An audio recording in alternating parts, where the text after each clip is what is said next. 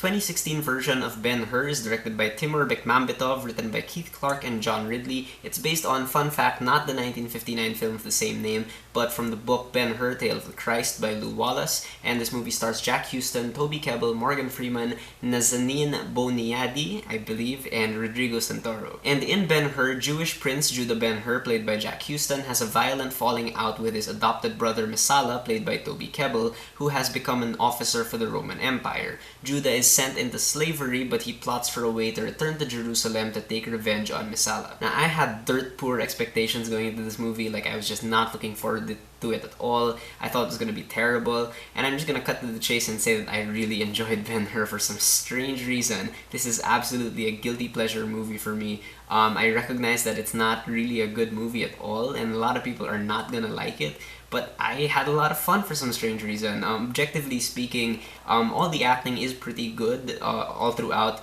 but it's just never as epic as it tries to be, and it's really badly edited as well. Let's talk about that editing first. There are 3 editors in this movie, and that's usually a bad sign. Their names are Dottie Doran, Richard Francis Bruce, and Bob Morosky.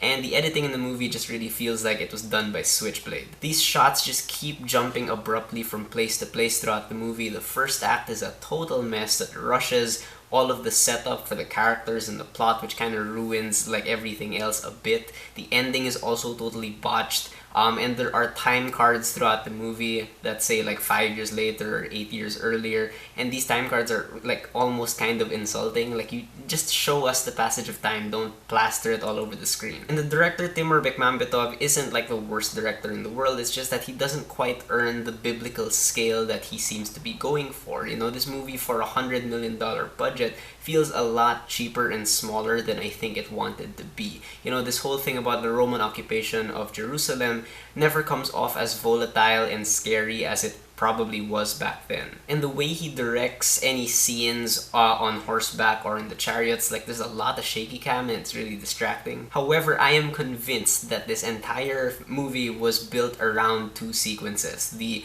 galley sequence and the chariot sequence. The galley sequence is actually really impressively directed because the way he directs it, he makes it feel really claustrophobic. You're only seeing it from like under these floorboards and stuff like that. And then the chariot sequence at the end of the movie is actually pretty badass. Like, I really enjoyed it. It's really over the top, but it's ridiculously entertaining. Because they keep telling you throughout the movie that chariot racing is a sport, and watching the chariot sequence really felt like watching a good sports movie. And the visuals in Ben-Hur are nowhere near as bad as they seemed in the trailers. The visual effects are kind of hit or miss still, although a lot of the green screen is surprisingly convincing. The cinematography by Oliver Wood has its moments, although it is kind of underlit for most of the beginning of the movie. The production design is good overall, however, Morgan Freeman still has his dreadlock wig, which is really horrendous. The sound is also kind of hit or miss. You know, it lacks that sort of punch to make the violence feel real and to make the stakes seem high. But Marco Beltrami's musical score for the movie is pretty good and keeps things moving. Now, when it comes to the writing here in Ben-Hur, the plot, the setting, and the dynamic between Judah and Messala are undeniably interesting. It's just that when this movie tries to go for deeper themes, like, these themes just get lost along the way, because this is a very long movie, or at least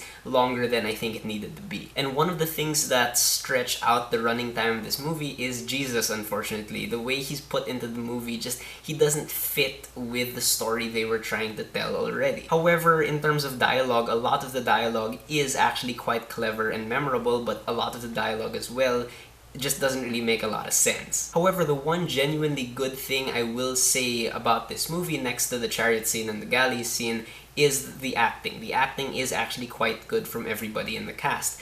First of all, Morgan Freeman, if you watched him in the trailer, it really looked like he was just phoning it in, and that's what I thought as well. Like, when you first see him in the movie, it really seems like he's phoning it in. However, as the movie progresses and he ends up like with the chariots and stuff, it looks like he's having a lot of fun. But I think the thing that really kept me going throughout this movie, the thing that kept me watching, that kept me entertained, were Jack Huston and Toby Kebbell. Their chemistry is so spot on, and you really believe that they're close friends, almost like brothers, and you believe that when they end up kind of betraying each other at the beginning, that these betrayals really hurt them. And when they're racing their chariots, you believe like all the weight on their shoulders to win, and it really just comes across like they're actually chariot racing. In the end though, Ben-Hur, objectively speaking, I can't lie, really just is not a good movie. I don't think it's quite a bad movie really, like I'll have to revisit it again to make up my mind on that.